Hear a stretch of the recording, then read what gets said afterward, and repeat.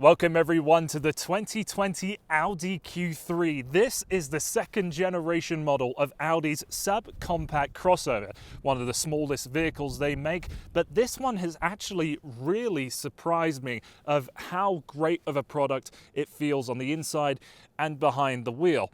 This one though, that's now based upon the MQB platform that's shared with many Audi and Volkswagen models, is longer and wider than that outgoing model, comes with a lot more standard technology and new available features. And with this one that you see in front of me today, it's the top trim Technik model with the S-Line pack and the black optics pack. So we've got a lot to discuss in today's video. So I'll bring up everything that I think you need to know about this Q3 and determine where it lies in my ranking system against other subcompact crossovers. But then critically, one more thing to do is to see what it's like if you had to camp in the back of this vehicle. So without further ado, let's get on the road. So as I get onto the road, I have to say many thanks have to go off to Glenmore Audi. They were able to lend out their demo model for me for a weekend so I could play around with it. All of their information is linked down below. So the Q3 is the subcompact crossover that really doesn't feel like that small inside and doesn't really feel like the sacrifice where a generation ago it felt like you were really sacrificing to get into a premium name brand for something like the Mercedes GLA or the previous Audi Q3. It felt like you were missing out on what those German brands were really trying to build. And here we have all of the modern touches that are amongst the latest generations of Audi. For example, here in this model, I have the 10.25-inch touchscreen that is very similar to the ones that you'll find in the A6, A7, Q8, and so on. Here the difference is that we only have one screen, where in those models we'd have two to interact with the climate and other settings down below. It really doesn't feel like I'm missing out. The touchscreen is just as good. The climate control buttons are faultless. Just Audi knows how to make a perfectly weighted and beautiful button. The one thing you will miss out on with this touchscreen is the haptic feedback. There just isn't an option for it anywhere in the settings, so you'll still have the same great response, but instead of having the choice of getting a little vibration, you'll just get a little audible feedback, no vibration. Do I miss it? Not really. I do like having the haptic feedback, but it doesn't feel like a necessary part of the experience for this touchscreen. Also in this Technik model, we have the 12.3-inch digital instrument cluster of Audi's virtual cockpit. Same system that we've seen for a few years now, still brilliant, love playing around with it. And this touchscreen is standard. It's only the digital instrument cluster that will shrink down to an 8.8-inch version of the virtual cockpit. That'll be smaller if you're in the entry-level model. The thing I'd like to start off with in this subcompact crossover is the amount of interior space. This is one of the things that is immediately brought up, and perhaps one of the biggest sacrifices that you'll make if you're planning to buy one of these vehicles. But I'm 6'4". I have more than enough leg room and knee room, and there's just a touch of headroom, not a lot, but as I'm sitting upright, I really have no complaints. And if I were to sit behind myself, it's not too bad back there either. Knees are a little close to the seats, but there's a good amount of foot room, and the seats can slide forwards and backwards if you want them to, and recline a little bit as well. The Q3 isn't the largest in its class, but it's certainly spacious enough. Material use inside of the Q3 is pretty good. With the S-Line pack that I have, you'll see that we have some deeply bolstered seats that have some thigh extension, which I love. I'm really a fan of this S-Line steering wheel, just with the perforations that we have where you would naturally grip. It's like you're holding on to a golf ball made of leather. Really nice. And another bonus, it's heated as well. There's plenty of soft plastics around the Q3. Everything on top of the dash is nice and squidgy, and here in the door cards you'll see that there's another little bit of soft plastic. The majority of the hard plastic that you will find in the cabin all comes around this center console here. Now I'm sure saying that is going to upset some people, but I have no problems with it because of just how well built it's put together. Just trying to rotate anything, put some pressure on it, nothing flexes. It's built as solid as a brick made out of granites and diamond. So I really think getting into this Q3 isn't going to feel like a miss of the Audi experience. You've got all of their great technology with their touch screen and the virtual cockpit. It's quiet in here and it feels impeccably well made. Faults towards the cabin are pretty limited. There just doesn't seem to be a lot of storage space anywhere. You don't have much beyond your cup holders and a little open section here with this sliding armrest. The door cards, they are totally hollow, so I could take this water bottle and hide it away completely. You could forget it's there.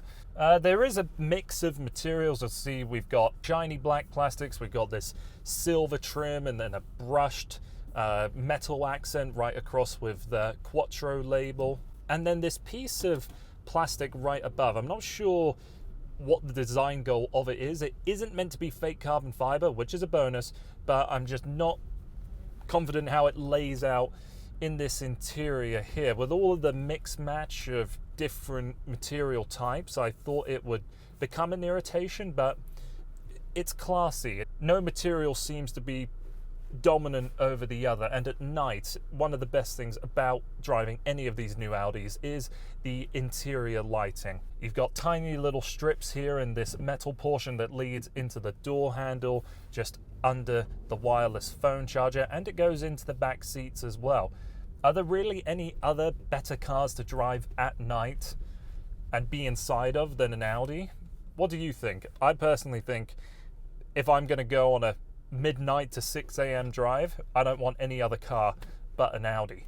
The Audi Q3 currently only has one powertrain configuration in Canada, a 2-litre turbocharged 4-cylinder engine. It has 228 horsepower and 258 pound-feet of torque with an 8-speed automatic transmission, and automatic stop-start is standard. There's a good character to this engine.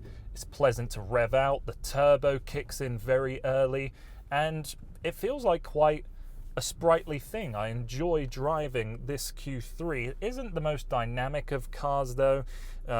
You can change the car into a dynamic mode, but all it really does is drop the transmission down a gear, hold the revs a little longer.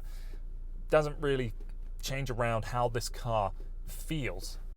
So something I've noticed with this engine when you're idling at a set of red lights is that there's a lot of vibration from the engine and the transmission coming into the cabin. I felt this because the automatic stop-start system has never engaged in my time driving it, just because it has been so cold. So the solution I came up with was taking the car out of drive and putting it into neutral. That's what appeared to solve the majority of the issues towards the noise, vibration and harshness. With such a short wheelbase, you'll notice the Q3 move around a lot on really rough pavement, but to go along with the build quality of this car, when you are driving on that piece of horrible road and the car's shaking about, nothing is rattling or squeaking in here, and there seems to be quite a lot of upward spring motion, so as soon as the car compresses, it wants to really bring itself back up. So the suspension is, I think, working overtime a little bit to keep this car steady.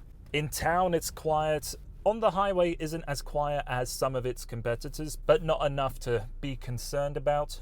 So there's a lot that I really like about this Audi and hasn't really presented many faults to me. On the subjective, talking about the exterior, I really like the overall shape of this car. I think it's a little busy on the front bumper where those fake air vents are, and then in the rear bumper especially so, with the incredibly aggressive fake molding for a non-existent exhaust outlet. You'll see that you'll only find it if you look underneath the bumper.